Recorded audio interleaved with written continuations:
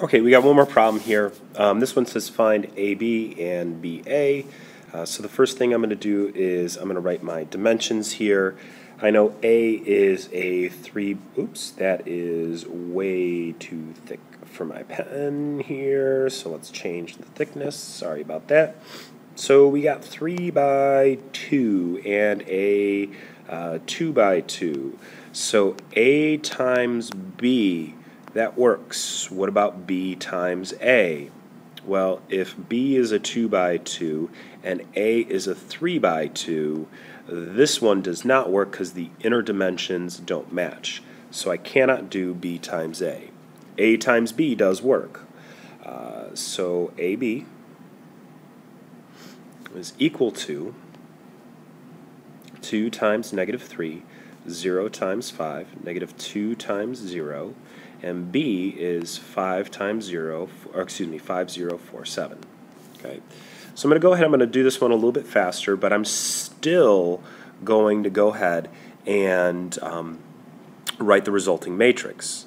So it's going to be a 3 by 2. So I'm going to have 3 rows and 2 columns. I like knowing where the pieces are going to go even before I start, and that is just helpful to visualize how to create your answer.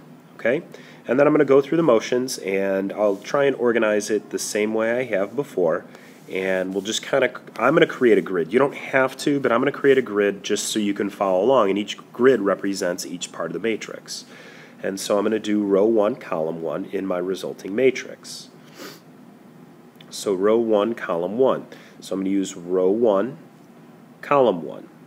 So that's 2 times 5 plus negative 3 times 4, and that's going to equal 10 minus 12, and so that's a negative 2. And I am just going to create another one here because I don't have enough room in the little boxes that I drew. So that's negative 2, right? Row 2, column 1. So I'm going to go ahead and use row 2, column 1. So row 2, column 1.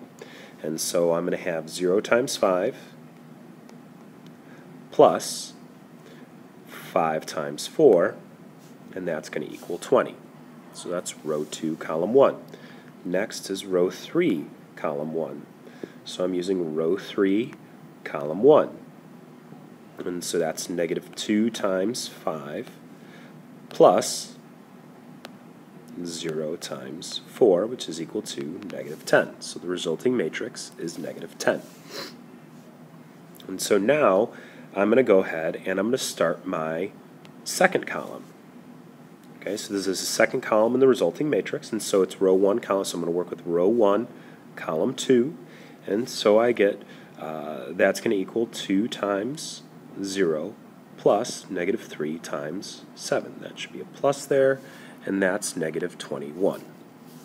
So row 2, column 2. So row 2, column 2.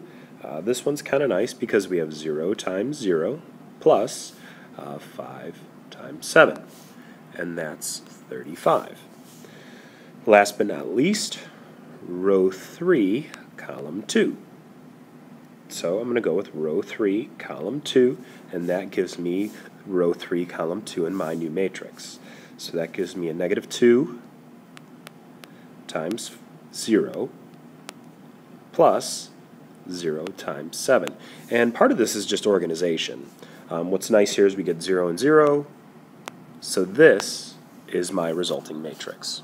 Okay, so recommendation, go through, watch these videos, make sure some of you do your practice problems. If we're not practicing, we're not going to be able to get good at this stuff. You know what that means. So this is our last example for multiplying matrices with just matrices. We're going to do some more with multiplication and work with these guys.